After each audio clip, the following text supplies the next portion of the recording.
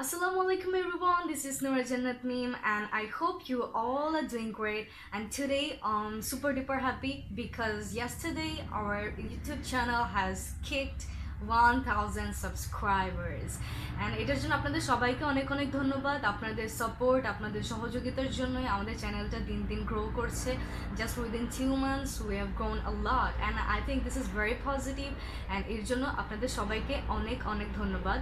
আমরা এই চ্যানেলে basically spoken English and basic grammar শিখে থাকি অ্যান্ড আমরা চাই যে আমরা সবাই যেন স্পোকেন ইংলিশে ভালো হতে পারি, আমরা যেন এখান থেকে শিখে আমরা নিজেরা অ্যাপ্লাই করে আমরা যেন অনেক ভালো করে আমাদের লাইফে এগিয়ে যেতে পারি।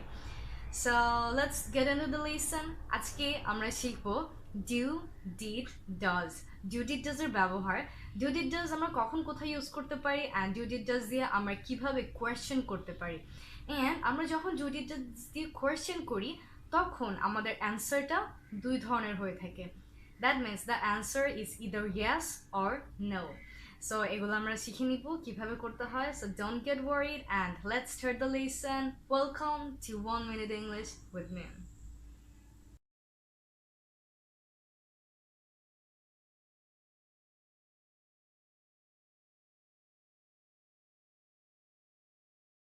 সো আজকে আমরা শিখবো ডু ডিড ডাজের ব্যবহার, কোথায় আমরা ডু ডিড ডাজ ইউজ করতে পারি এবং এগুলো দিয়ে আমরা কীভাবে কোয়েশ্চেন মেক করতে পারি অ্যান্ড কীভাবে অ্যান্সার দিতে পারি। সো বেসিক্যালি আমরা ডু ডিড ডাজ দিয়ে যে কোয়েশ্চেনগুলো করে থাকি সেগুলোর অ্যান্সার হয় either yes or no. So আজকে আমরা 3টা প্যাটার্ন শিখবো: question, positive answer, negative answer. So তার আগে বলে নিই ডু ডিড ডাজ কোথায় কোথায় ইউজ হয়। যখন কোনো first person and second person থাকে, দ্যাট মিনস আই, ইউ, তখন আমরা সবসময় ইউজ করি ডু। অ্যান্ড যখন থার্ড পারসন সিঙ্গুলার নাম্বার থাকে, for example he, she or it, তখন আমরা ইউজ করে থাকি ডাজ। অ্যান্ড যখন থার্ড পারসন প্লুরাল নাম্বার থাকে, ফর এক্সাম্পল দেই, তখন আমরা ইউজ করি ডিউ। অ্যান্ড এই সবগুলোর ক্ষেত্রেই যখন আমরা পাস্ট ফর্মে বলতে চাই তখন আমরা ইউজ করি ডিড। সো আমরা প্রথমে শিখব ডু এর ইউজেস। এখন ধরুন আমি আপনাকে আস্ক করছি ডু ইউ লাভ ফুটবল, তার মানে আপনি কি ফুটবল ভালোবাসেন।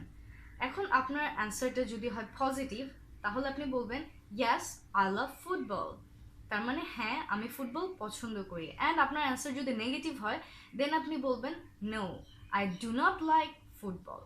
সো এখানে খেয়াল করুন, এখানে কিন্তু ডুটা চলে এসেছে, no I do not like football.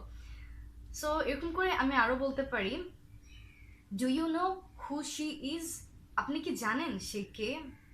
যদি আপনার অ্যান্সারটা পজিটিভ হয় আপনি বলবেন ইয়েস আই নো, আর আপনি যদি না জানেন তাহলে আপনি বলবেন no I do not know, তার মানে আপনি জানেন না। আমরা যদি ডাজ দিয়ে কোনো সেন্টেন্স বলতে যাই, for example does she know English, সে কি ইংলিশ জানে। যদি এটা পজিটিভ অ্যান্সার হয় তখন হবে ইয়েস শি নোজ ইংলিশ। এখানে একটা জিনিস খেয়াল করুন, এখানে কিন্তু শি নোজ, শি এর সাথে কিন্তু আমরা নো বসাইনি, কারণ যখন সাবজেক্টটা থার্ড পারসন সিঙ্গুলার নাম্বার থাকে তখন ভার্বের সাথে অলওয়েজ অ্যাজ বা ইয়াস যোগ হয়, এর জন্য এখানে নোজ হয়েছে, ইয়াস শি নোজ ইংলিশ। অ্যান্ড যদি অ্যান্সারটা নেগেটিভ হয় তাহলে আমরা বলবো no she doesn't know English অথবা she does not know English, মানে সে ইংলিশ জানে না। does not or doesn't both are similar, you can use any one that you like. আরও বলতে পারি, আরেকটা কোশ্চেন যদি আস্ক করি does he love to eat fish, সে কি মাছ খেতে ভালোবাসে। যদি পজিটিভ অ্যান্সার হয় তাহলে আমরা বলবো yes he loves to eat fish, হ্যাঁ সে মাছ খেতে ভালোবাসে।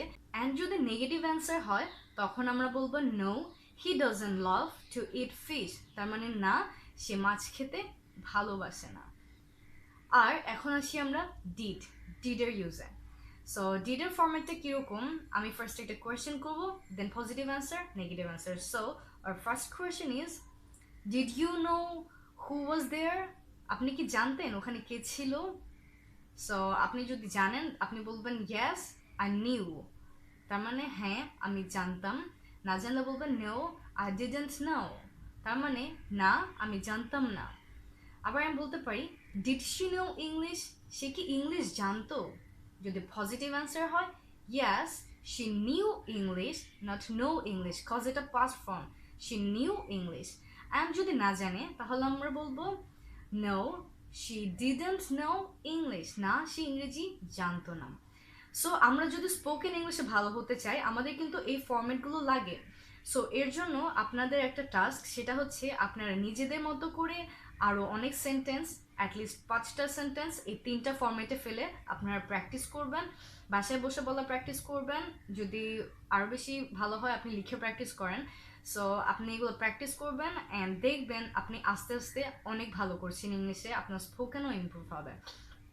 So that's all for today. Take care, Allah Hafiz. And if you're new in this channel, then subscribe the channel and press the bell icon so that you don't miss any of the lessons from next.